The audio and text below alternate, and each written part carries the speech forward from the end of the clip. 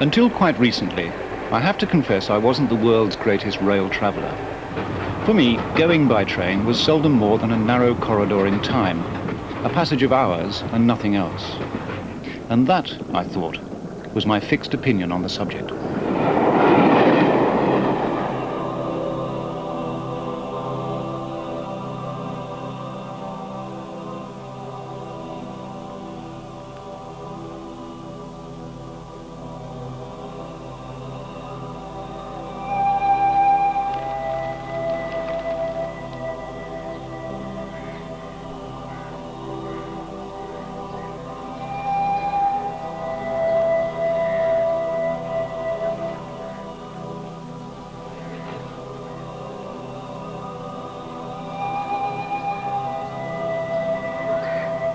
Nothing in the imagination can quite prepare you for the pure shock of India. The heat and humidity in Bombay rise with the sun and bring to their feet 6 million people drawn from all over the subcontinent. Their first ritual duty of the day is to bathe.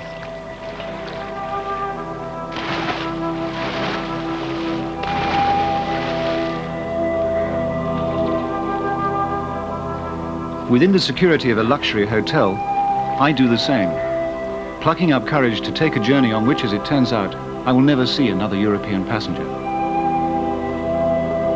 Up to this moment, all that I know of India has been got from books, novels, A Schoolboy Life of Clive, that sort of thing. The comforts of this hotel, the sense of safety and familiarity it gives me, are the indispensables of modern Indian tourism, but they're not the real bequest of British civilization.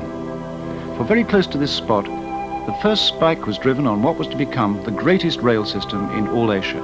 And for Bombay, for all India, nothing was ever the same again. It makes the city, frankly, scary.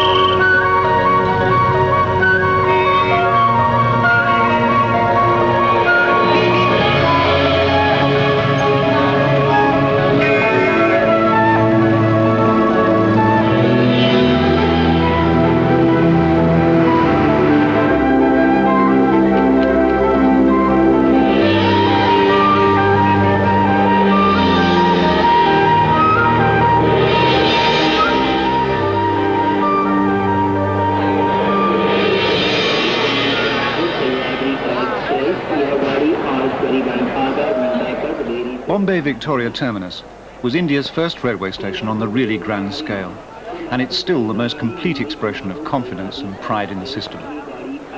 The Indian Railway is so extensive and such a huge employer of labour, 5 million people work for it, that going into a station is a little like entering a noisy and yet caring church, a church of cathedral size, big enough to stay a few days.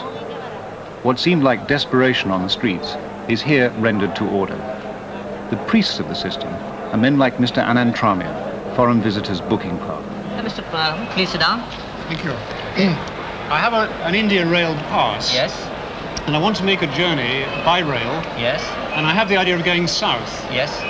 Do you have a railway map or anything like that? Sure, we have one railway map of India. You can have a look at it. Oh, yes. You're welcome to have a look at it. I see. Yeah. Can you tell me where we are? This is Bombay here. This is Bombay here. What are the principal routes? Bombay, Madras. Yes. Direct. I went straight to Madras. I'd go coast to coast. I don't want to do that. I see. In that case, Bombay to Guntakal. Where? Sorry? Here, it's here. Guntakal. Guntakal. Uh-huh. This is one route. From there you can branch off to Bangalore. What's the country like around there? Is it Well, At first it all seems very easy, his playing with names and distances. And once he's into his stride, there's no stopping the enthusiastic Mr. Anand Tramia. On my side, I discover what seems like a small discrepancy in the map. But between here Yes. and Utakmund, Utakmund. there's a gap. There's a gap. What happens there? Utakmund, well, you are having the facility of the transport by bus right from Mysore to Ooty direct. Yes. The distance is about 96 miles. And there's no other way. There's no... Absolutely, there's no other way by which you can travel by train. I see. Foreign visitors get preferential treatment in making their reservations, which is just as well, for although the trains run on time, the booking of seats is a lengthy and complicated business. Mr. Anantramya and I are getting warmed up. Are there any good trains from Bangalore? I ask incautiously. Now, we have several trains from Bangalore to Mysore. 2:10 mail leaving at 6:30 a.m., arriving into Mysore 10 a.m. 2:12 Nandi Express leaving at 10:15 a.m., arriving into Mysore 13:45 p.m. Next train 206 Express 17 o'clock from Bangalore, arriving into Mysore 20 o'clock in the night. 216 Express 18:15 from Bangalore, arriving into Mysore 21:45 p.m. The last train 1068 passenger leaving from Bangalore 22:50 p.m., arriving into Mysore 5:20 a.m. Which train you wish to take, sir?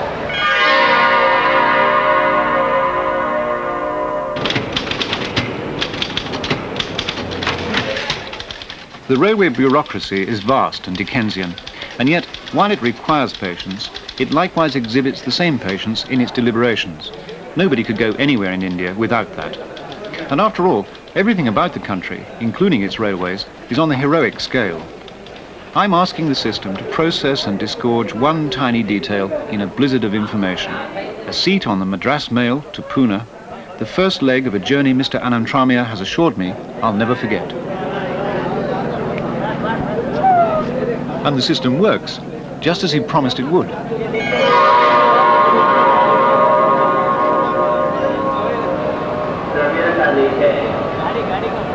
Rail travel in India is cheap. For a European visitor, amazingly cheap. Armed with an India Rail pass, unlimited travel for only £30, and yet still a bit hazy about where I was going, I set off with a few inward butterflies, but all of South India to aim at. I took my goodbyes where I could get them.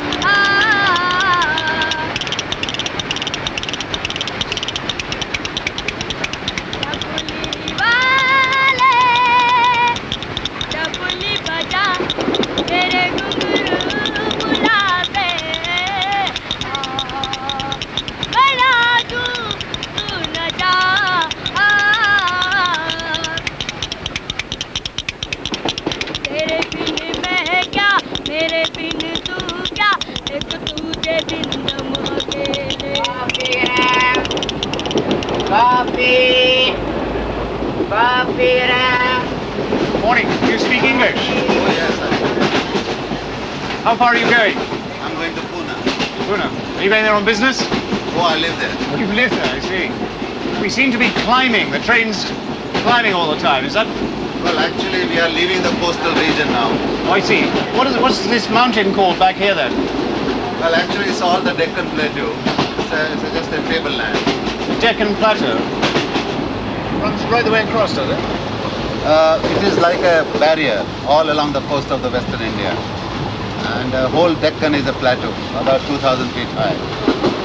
Actually, the seasons are funny here. We have a rainfall for 3 months. Yes. And all the year round there is no rain.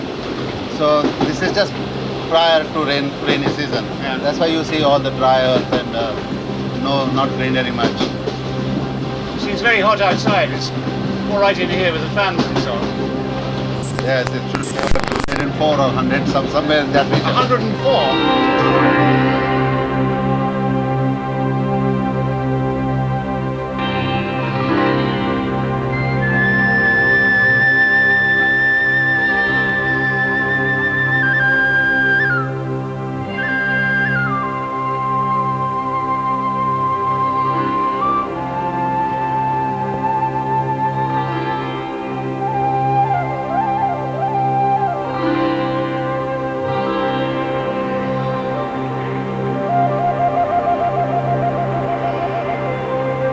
I don't think anyone coming to India for the first time can quite accommodate themselves to the huge and uniform distances.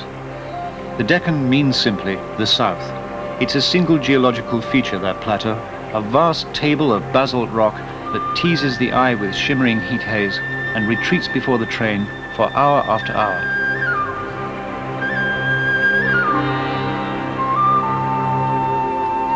Out here, a mile is as daunting to the imagination as 100 miles, and work looks graceful because all unnecessary movement has been stripped away from it. But the history of the Deccan is the uninterrupted history of hard times. The sun beats on this land like a drum, dries out your nose and lungs, empties your mouth of spit.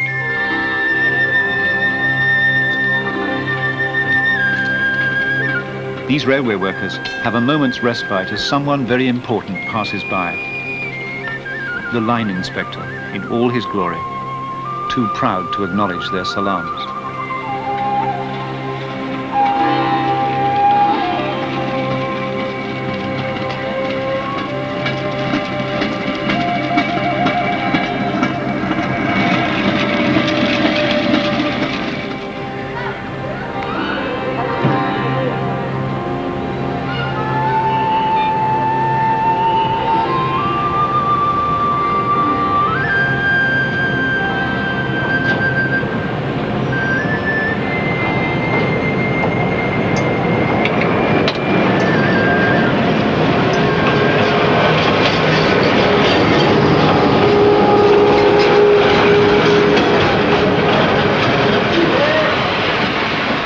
Pune, the first familiar place name on the journey and worth stopping off for.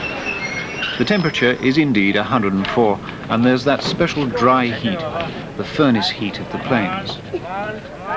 The city has been a garrison since the great days of the Maratha warlords, and it has the manners and confidence of an army town.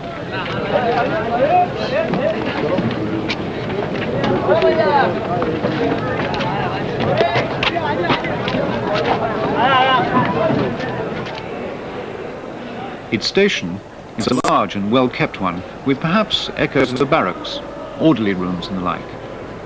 If it is so, the mess is damn quiet this morning.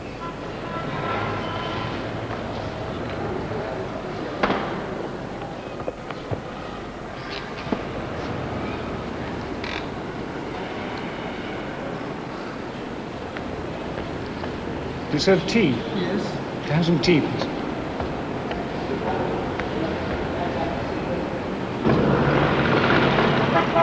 The Marathas, who made Pune their capital, were once the feared horsemen of the Deccan, whose triumph was in expelling the last of the Mughals, and who were also the last Indian tribe to take the field against the British, since when generations of soldiers have been posted here.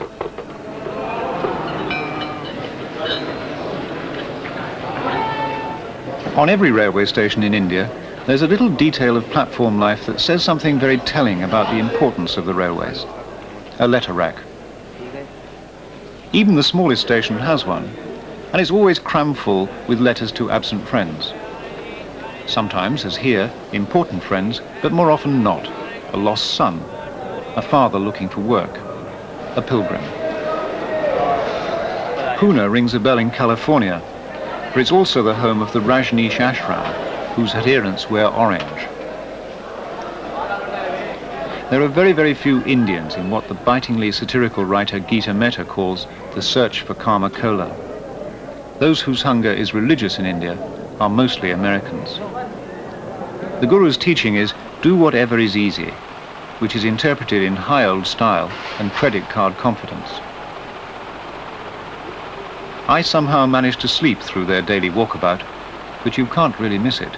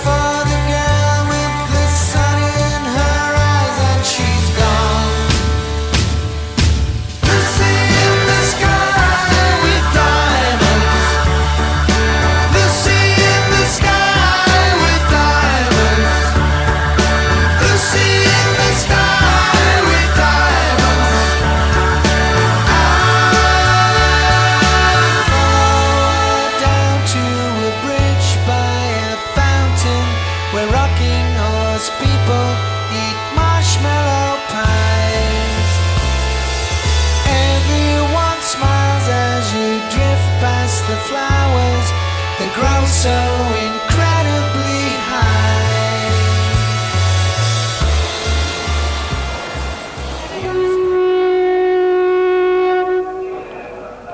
Towards evening, the other oranges, the railway porters, gather for the arrival of the Dardar Express. Although this is a country with an immense population and a poor one, it does have something you can't buy or enforce by government proclamation. It has a patience that is greater than simple resignation. In a funny way, the land lends that patience dignity.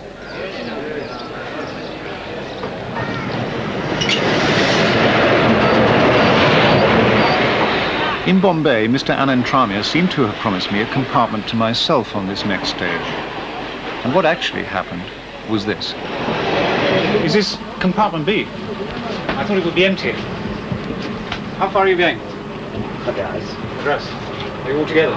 Yeah. Yep. They were four businessmen, returning from a photocopying sales convention, and each of them going at least 1,000 miles home. It was taken for granted I would share with them. No sooner had we got this straight than a man arrived and started to discuss with everyone in the carriage the nicer points of vegetarian cooking. A sudden and rather obvious thought occurred to me. Excuse me. Yes, sir. Is this the order for dinner? Yes, sir. Can I have an omelette? Omelette? Omelette? Yes. That will be fine. Right. How does this work? I mean, is this gentleman cooking? What shall I give you? Well, of course he doesn't cook it. He takes the orders and telegraphs them up the line to the next big station, Daund. He's 10 times more important than the cook. Yes, vegetarian garden is there. Daund is an hour or so distant. The preparation of train meals there is in the hands of a very efficient concessionaire, and he needs to be good, for the food has to be cooked, served, eaten and removed like, well, greased lightning sounds like a slur on their curry, and all my travelling companions had ordered in complete confidence. But one way and another, Daund is very efficiency-minded.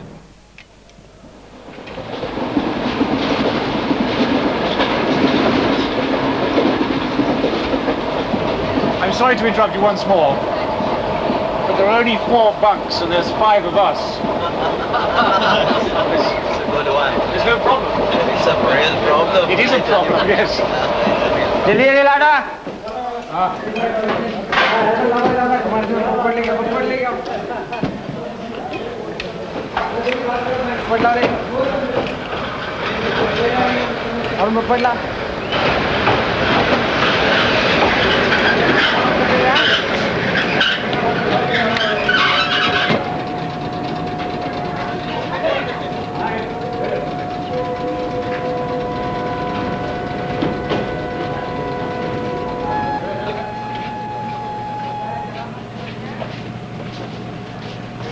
Is this the food?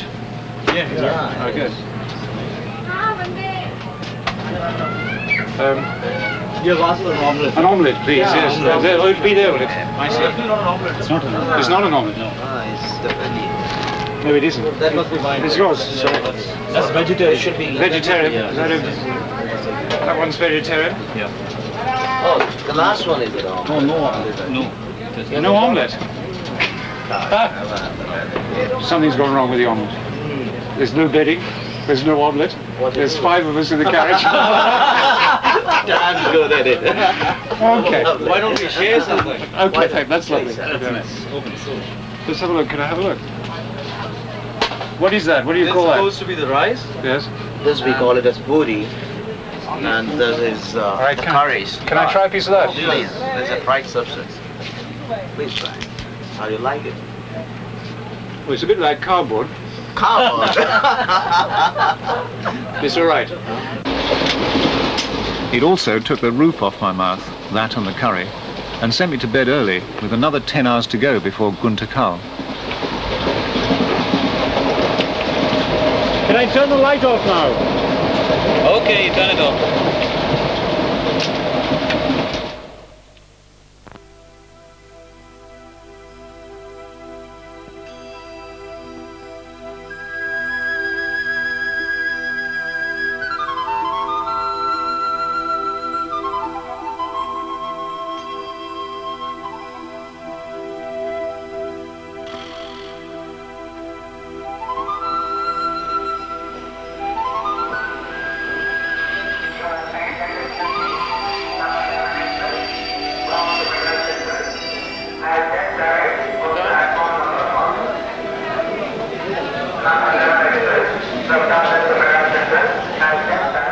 When my friends on the train heard I was going to get down at this station, they were greatly amused. But there's nothing there, they said, meaning no European plan accommodation. And nor is there. But what I found was better. My first real contact with the majority of all passenger traffic in India, village India. For the first time, that simple magic travellers go in search of seemed to happen. It's as rich as a novel in its 100 little incidents, Gunta Kal, an all-points meeting place, slap in the middle of central India. Proceed to platform number 6.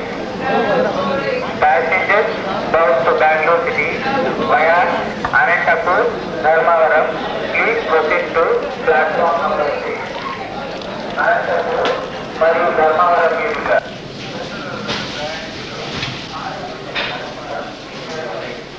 I took a shower and shaved in the first-class restroom, still only half awake. The shower had been cold, and when I asked for hot water for the shave, a rather startled attendant fetched me a galvanized bucket brim full, apparently drawn off from... but I still wasn't really listening to the noise outside, which was begging to tell me where all that hot water had come from, until I had moved into the southern railway system and steam. There are people, many hundreds of them each year, who come to India to celebrate this special magic of steam and nothing else. And you can quite see why. But Gunta Kal also runs another story alongside that innocent nostalgia.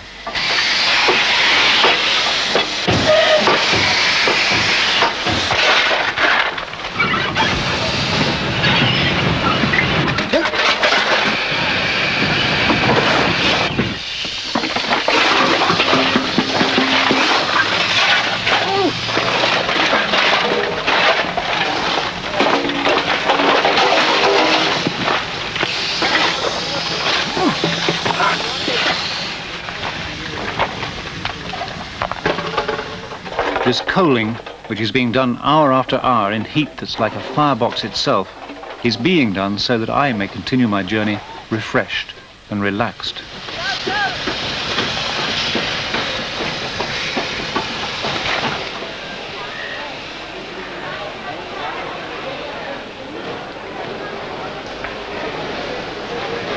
Good morning. You're the reservation clerk. You know, I've got an India Rail pass here. I want to go to Bangalore. Do you have a reservation for me? Yes, it is. What's your name? Thompson. Oh, there I am. There I am. Can you tell me which coach it is on this? It is in 1625C. What's that? Is that 1625. 1625 bogie number. bogie number 1625? Okay, thanks.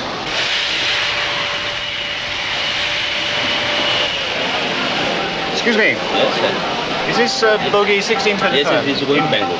Okay, thanks very much. Thank you.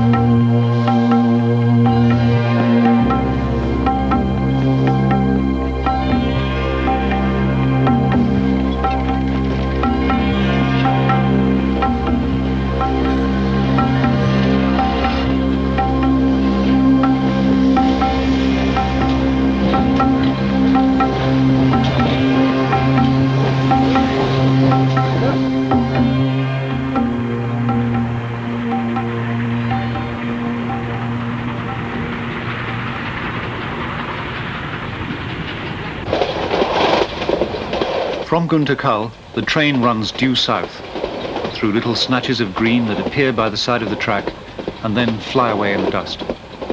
For the next 7.5 hours, at every little station oasis, we, the train and its passengers, are destined to be theatre, the event of the day.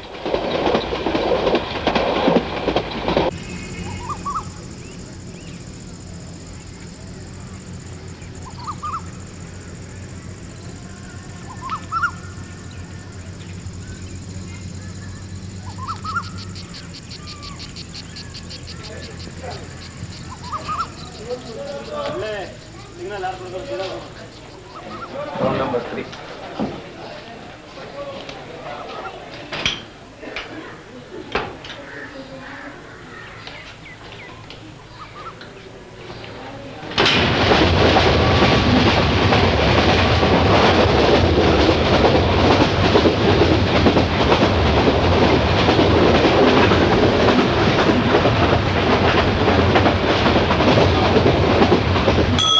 Hello?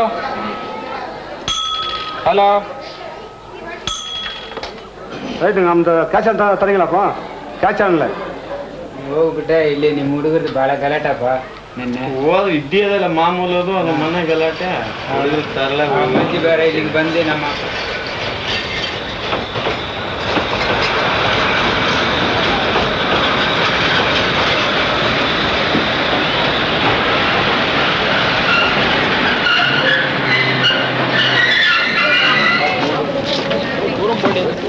Photo తీస్తారు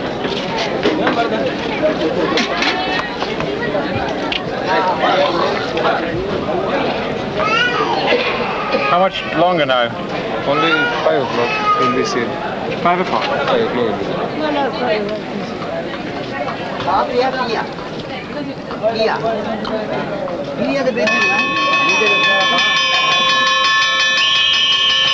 Can I come up with you? Okay you're welcome. Thank you very much.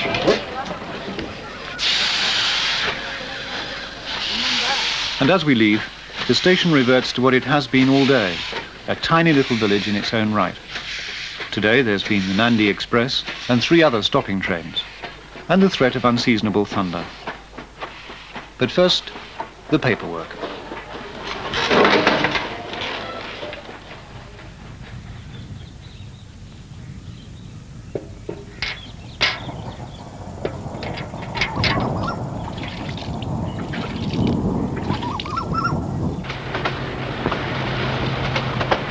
Joining Chief Train Guard Abdullah as we left Yelahanka was intended only as an idle way of passing time, but it turned out to be a delight and a gentle education.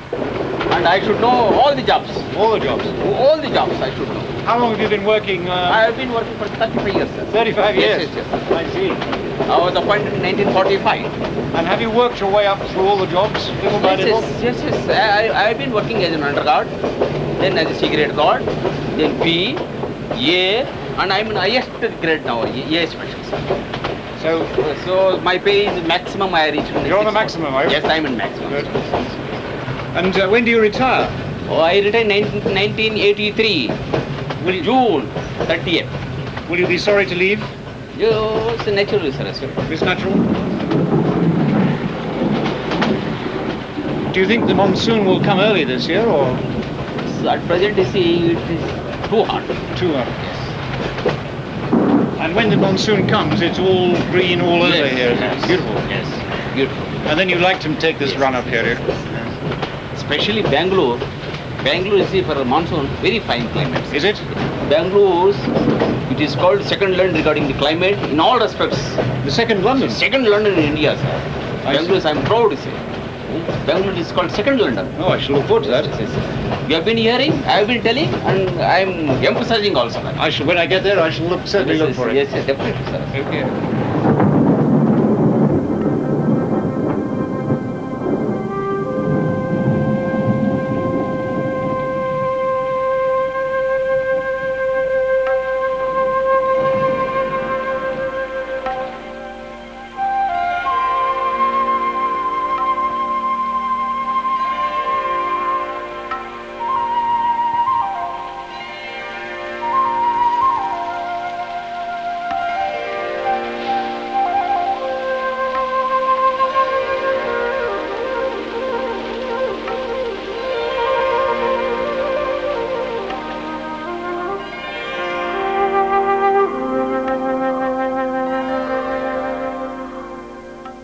That evening, I drew in the route so far on a map, already filled with that special melancholy of travellers.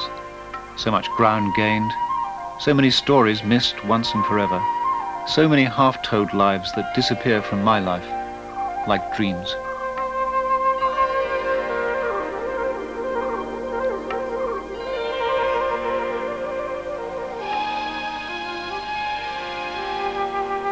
The next day, I determined to travel second class to see what that will bring.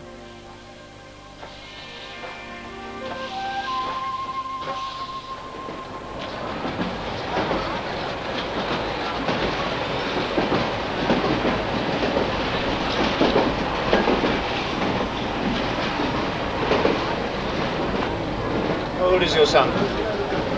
How old is he? He's the elder. Elder. The elder? Yes. He's the first. Yes. Second. Third one there. He's a baby. Baby. What do you do?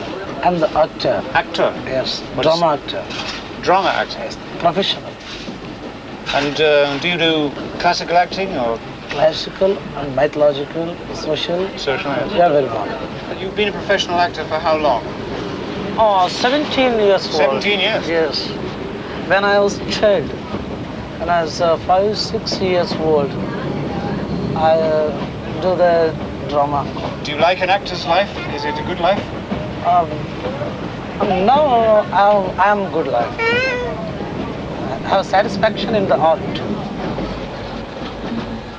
He was going to a wedding, and the others, like him, were all making family journeys, maybe to some quiet village where they would be received as honored guests, with a year of their life to recount, perhaps a great event to celebrate.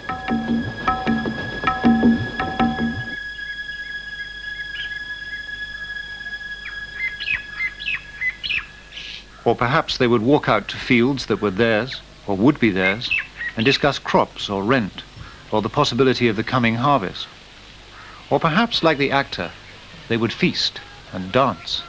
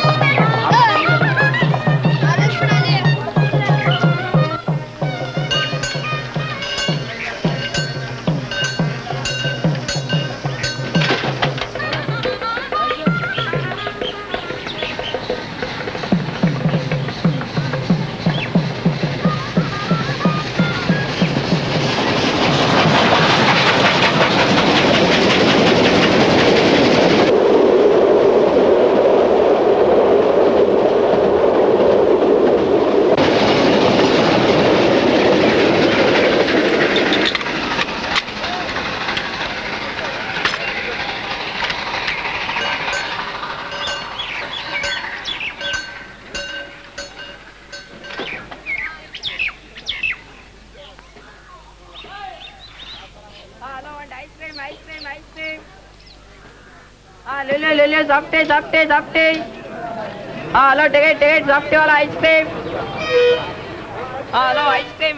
The name of this place is called Sri Rangapatna, or City of Lord Ranganatha, which is a melancholy of the bygone glory of Hyder Ali, or tragedy of Tipu Sultan, who fought and died against the Britisher in the year 1799, 4th May at 1 p.m. This fort was built in 15th century. Many thousands of the travelers in India each year are pilgrims, and the train to Mysore passes an island in the sacred Kovri River, which is also a famous landmark in the history of British imperialism. Temple India is the sole reason for many European visits. I flew out from London with a Dutch woman who'd done Thailand and Egypt and was now ticking off Hindu civilization.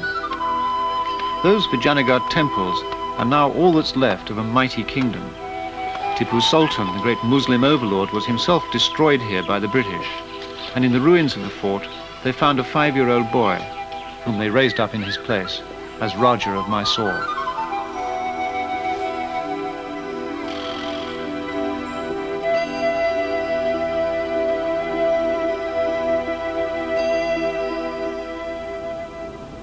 And this is the summer palace of his descendants, which is now, almost unbelievably, a hotel run by the Indian Tourist Development Corporation.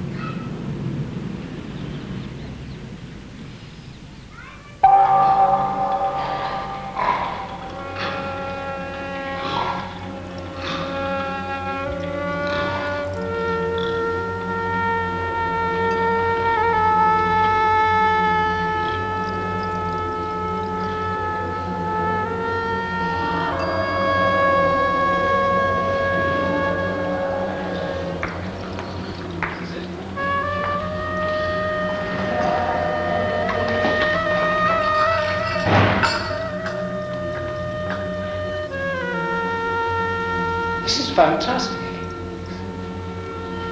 This way, sir. This way? Well, who sleeps here? That's a relaxing. Relaxing, I see. Oh, yes, this is marvelous. Marvelous. What do they call this suite? This suite known as honeymoon suite, sir, or otherwise you can call it Viceroy suite. I think I'd better call it Viceroy suite, yes. So this way. Right, thank you. Is the dressing room? This is your dressing room, sir. Tremendous. And here goes your bathroom. Our bathroom, yes, we're covered in dirt and dust. I think I'd like a bath. Oh, this is terrific. Incredibly, the whole place was mine for £10 a night, and as I had suspected, I was the only guest.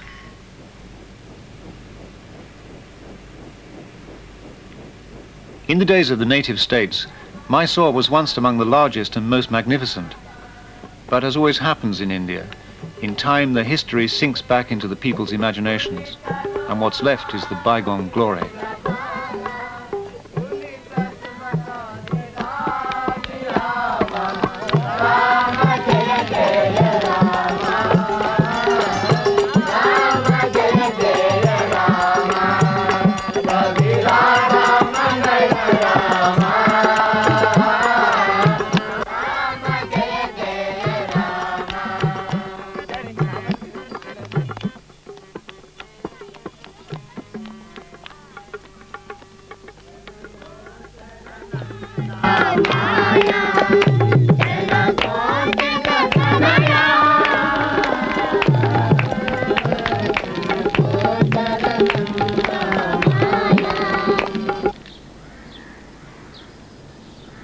The road to Uticamund that Mr. Anantramya, the booking clerk, had pointed out in Bombay. And the contrast with Mysore is colossal, overpowering. 8,000 feet up above the burnt grass of the plains, Ooty was created by the British for themselves. It was hacked out from the aboriginal jungle. Everything, the landscape, the plants, the trees, the people themselves, and the ideas were imported, carried up the mountain.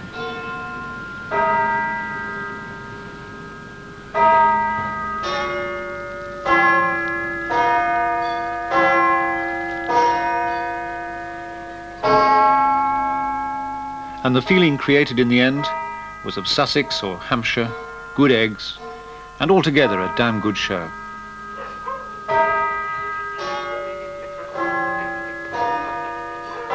Women have their own magazines to retreat to when times got tough. Here's some advice to Charlotte in the Home magazine. The magnificent Ooty Club was the centerpiece of refined life in the golden days of soldiers and planters. Colonel Willis is the last permanent resident.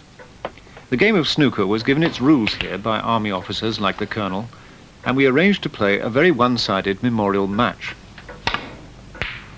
Yes. I think you might have needed to be Joe Davis to do that. Left to you. How long were you on the 5-div staff then? 2.5 years. Yes. And then I went to 4th Corps as DDS&T 4th Corps. Did you miss regimental soldiering? I mean... Well, I think one misses the men, you know. Yes. Nothing like the command of a regiment. Oh! That's right. Well, I'm sorry about that, Brian. No, that's all right. Right? I'm afraid you're up against the cushion there. And has it been pleasant, the time here? Oh, very. Oh, yes. We've got lots of servants, you know. That's rather unfortunate. That's very unfortunate. I'll give him 4 then.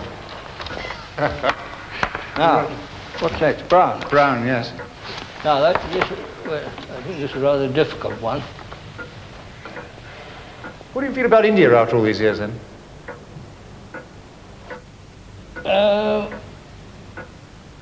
Well, mixed. Good shot. Mixed feelings. Yes. A lot of good, and I'm afraid a lot, I think, has changed. Yes. I wouldn't say for the better. Yes. Which is unfortunate. Oh, it's not a very good... Yes.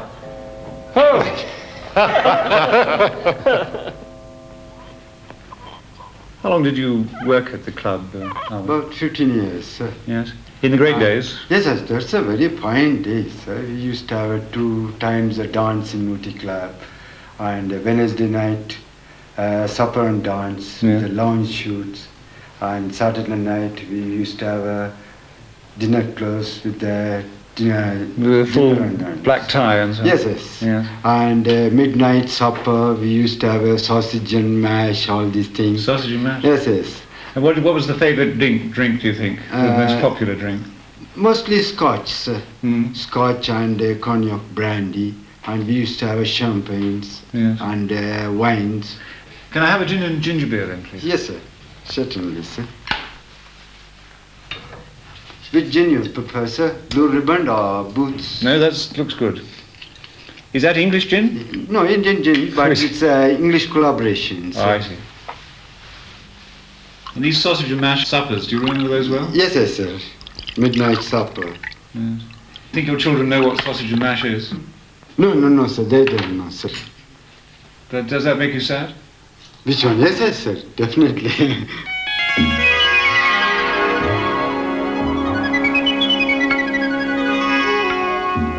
It was a tremendous and touching achievement to have created all this from nothing.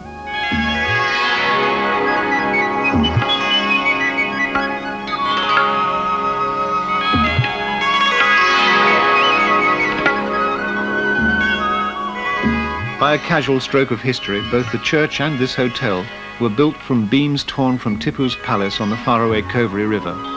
But the smaller elegances of the hill stations are the ones that stick in your mind. The flowers, the bungalows of the decent types and stout fellows, whose history is in their modest lifestyle and in what seems nowadays a wry, rather self-effacing public life. For Ooty, as Colonel Willis implied, has changed. It'll never revert to jungle, for the servants and bearers of the British have long ago found themselves another niche. But from a hill station, it's become only a town at the top of a mountain.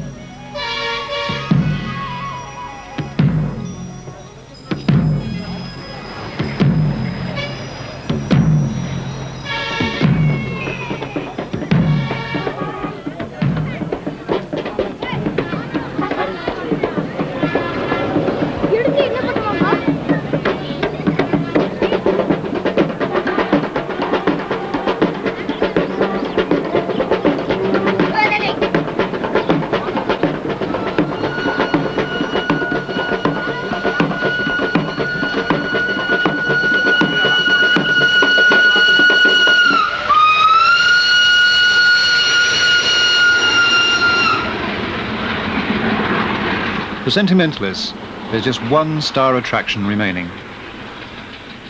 They come from all over the world to see this train run. I was told that, had I been a week earlier, I could have met some really knowledgeable spotters from Derby who didn't just hang their heads out the window. Every nut and bolt of this loco has its own poet. It's reckoned to be a wonder, the Nilgiri Express. The line took 17 years to construct and put the first company to try it into the bankruptcy courts. At first, it seems just like Toy Town, not a real train at all. But then at Coonaur, the engine engages a rack and goes onto air compression brakes. For in the next few miles, the gradient's 1 in 12 as the train plunges back into the valley floor. Come on, hold on, up to them anymore.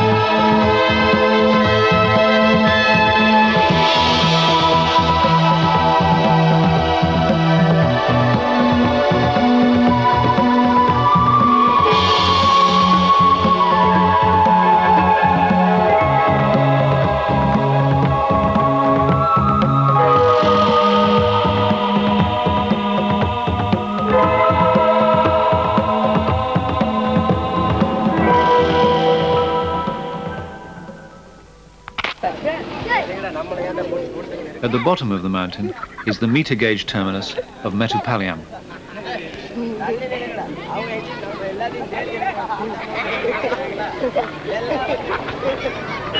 The Nilgiris, I began to realize, had been more than one kind of watershed on my journey. Now, the only way forward was south, and there were no more souvenirs or gentle remembrances. South India, this far south, is a place unto itself.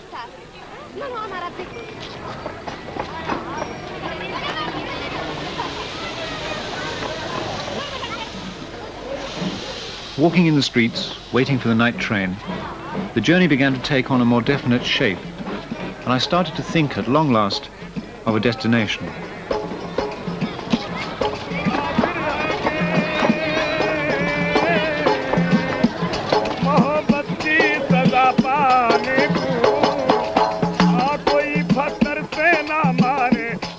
Something happened here in Mettupalayam. I don't mean of a large kind, but something unlocked, and what would be my remembrance of India began to swing open, like a door to a picture gallery.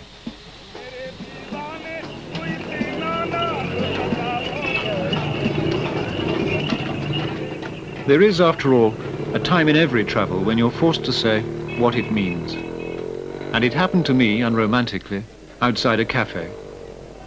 I suddenly grasped something about this most baffling of countries, but there were exact words for it I couldn't yet find.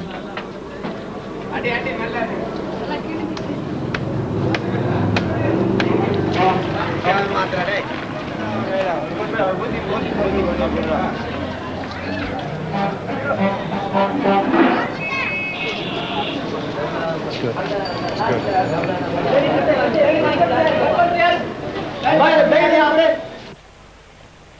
Kafka once wrote, "Because of impatience, we were driven out of Eden, and because of impatience, we cannot return."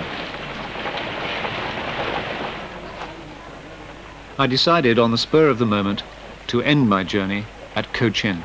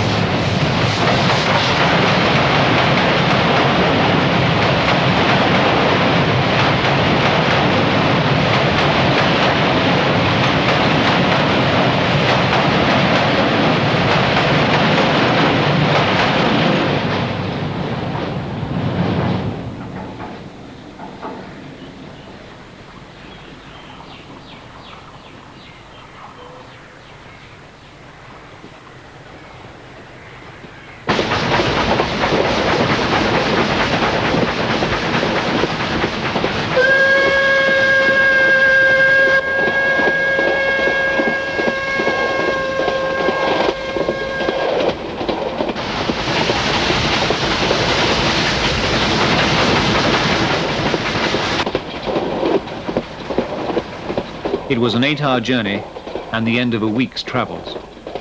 I'd come through 4 states and as many language areas to reach the port of Cochin, which is also the capital of Kerala, India's first communist state.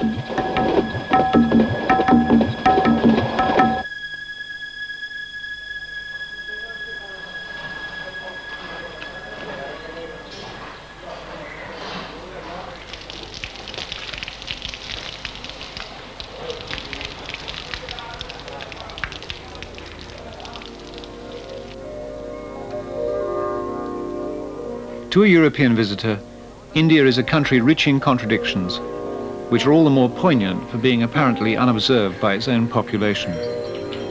Cochin, as it turned out, was exactly the place to give me a sense of destination, a feeling of having completed something, an emphatic full stop. If ever there was a country in which the common people determine your view of it, India must be that country.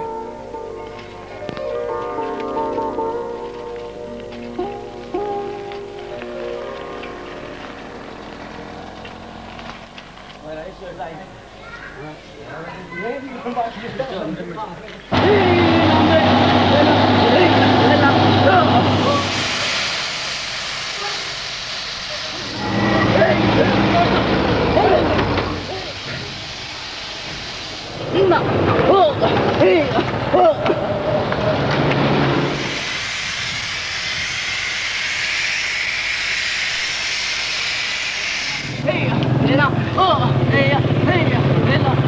Yes.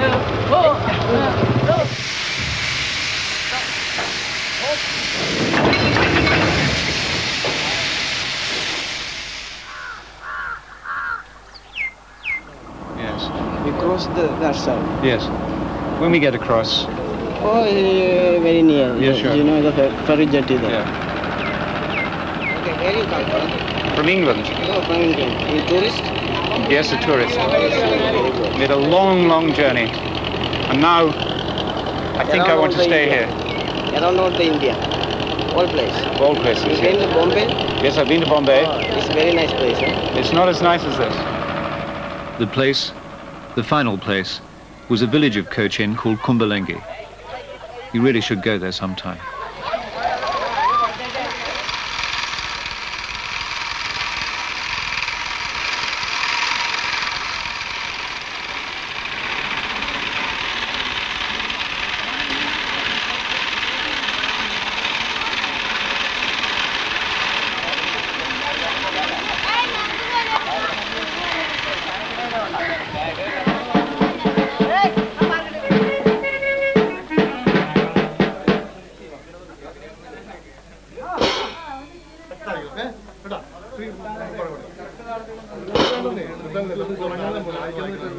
Gracias.